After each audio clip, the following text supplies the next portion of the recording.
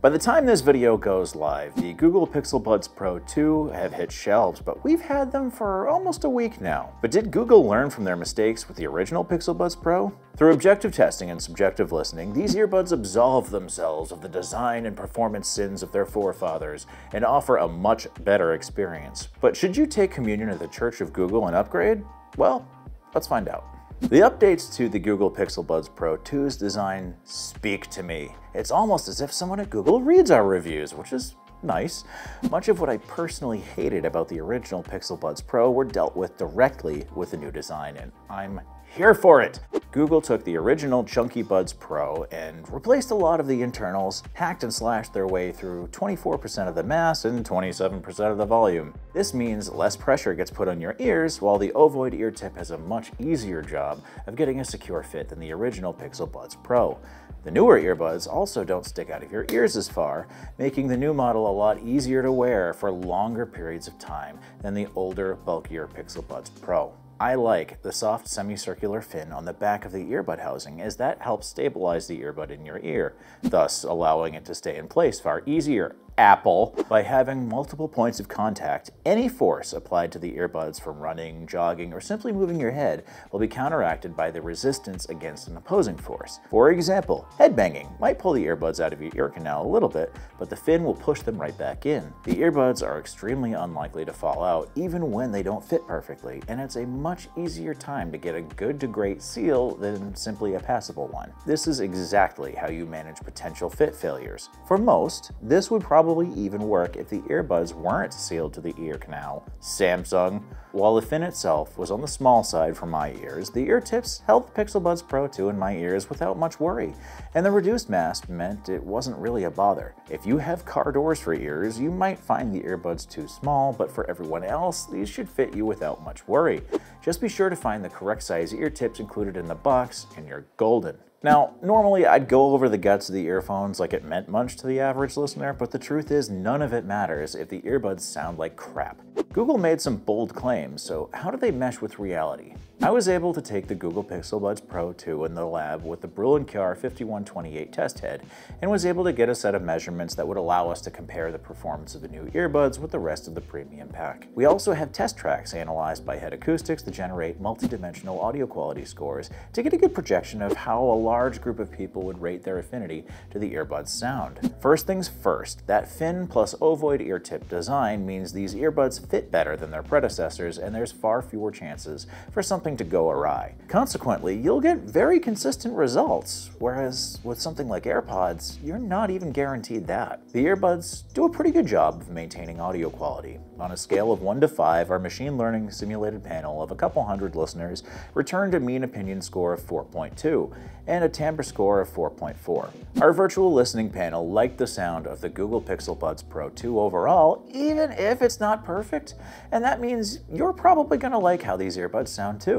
Because bass is pretty reasonable rather than rump shaking, bass lovers might want to use the EQ presets in the settings to remedy this, and the Extreme Bass EQ preset gives you exactly what it advertises. Using the default profile, you might notice a little bit more high-end than you may want, especially when listening loudly, but on the whole, the sound is much improved from the original Google Pixel Buds Pro because the earbuds are far less extreme with their changes in emphasis. Well done, Google. In my own experience listening to the earbuds, I enjoyed how well they handled complicated tracks like Touch by Daft Punk, as the areas where Google overemphasized sound between 5 to 8 kilohertz aren't incredibly grating, but they do offer the illusion of greater detail, and the bass is exactly where we feel it should be for most people. Though the relative overemphasis in the 2 kilohertz region means that some sibilant sounds will be a little bit louder. Though there's no high-bitrate codecs available, I didn't find this to be much of a problem because I'm not going to be doing any critical listening on an airplane or subway. AAC is more than fine enough for the task, especially given just how much work has been put into making that codec handle audio compression. Because you're going to be taking these earbuds with you pretty much wherever you go, it's worth exploring whether or not the Google Pixel Buds Pro 2 are up to the task of keeping your ears from getting assaulted by engine noise, loud conversations, and other unpleasant cacophonies. Using our test head, the Brüel & Kjær 5128, we not only performed a lab reading, but we also recorded a few samples to give you a ballpark estimate at the efficacy of the ANC unit of the Google Pixel Buds Pro 2. Just remember that your headphones and speakers will affect how each frequency is emphasized, so use these recordings as comparisons and not gospel.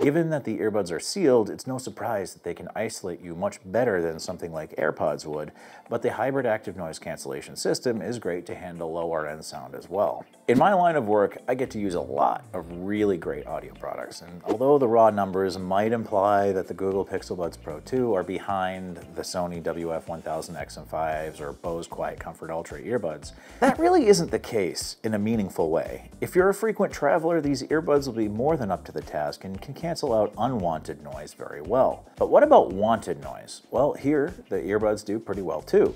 On top of having a rock-solid transparency mode, if you're not a misanthrope like I am, the conversation detection allows you to pause your music when somebody speaks directly to you. Since a lot of people still haven't gotten the memo that wearing headphones and earbuds should tell the world, "F off, I'm listening to music," this feature allows you to govern when people are allowed to interrupt. You can turn this off, thankfully. I say thankfully because this feature apparently rips down battery life on the original Google Pixel Buds Pro, so anything you can do to avoid that is probably worth noting. Now, no set of earbuds that require a certain device to use all of its features is without drawbacks, and the Google Pixel Buds Pro 2 fit this description. If you have an Android phone with Android 6 or later, you're going to have access to most of the features listed. However, unless you have a Pixel phone that's a Pixel 8 or newer, you can't use the super wideband over Bluetooth calling, nor the clear calling feature to go along with it. Additionally, LE Audio is not going to be supported by a lot of older phones unless they support Bluetooth 5.3 or newer, so that's out for a lot of you. There are also a few unpolished edges to the earbuds themselves. For example, if you're struggling to fit the earbuds into your ear, it's natural to want to grip them with your thumb and forefinger. But if you completely block the top windscreen, you'll hear a loud, high-pitched squeaking from, presumably, the ANC freaking out. This happens more often than you might expect on other earbuds, but it's still worth noting that this can happen to you, and the earbuds aren't defective, you just caused it by accident. On a brighter note, battery life is quite good. The advertised life of 8 hours with ANC enabled is dead on the money, as our test put it at 7 hours and 55 minutes. Charging case can also charge wirelessly with the NEC compatible pad, or you can use the standard USB port like normal. Additionally, the controls are pretty much exactly the same as they were in the original Pixel Buds, so there's nothing to relearn. They just work the way that you expect them to. If you're running an Android phone with Android 6 or newer, you can access the earbud settings and the phone settings without tinkering with extra apps. There are a few Pixel-specific features like clear calling and Bluetooth super wideband, but on the whole, you're not dealing with much of the walled garden nonsense. In addition to the usual suspects with voice assistants, you can also toggle Google Gemini to augment your earbuds.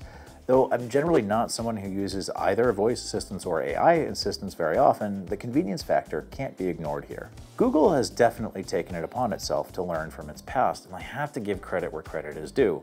While I'm not going to rush out and buy these earbuds, they're definitely worth a look if you're in the market. But don't ditch your old earbuds just yet if you can hold off. While the Google Pixel Buds Pro 2 are good, they're also boring, and it seems like they exist mainly to compete with the AirPods Pro.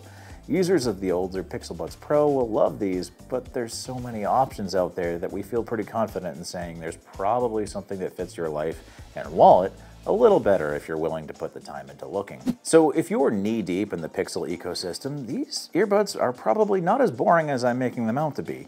But if you have another phone, you're probably going to want to keep looking just so that you can get the features and performance that you're expecting. And if you're still looking for more insight on which earbuds you should get, take a peek at a review of the Sony WX-1000 XM5s for the Google Pixel Buds Pro 2's biggest competitor.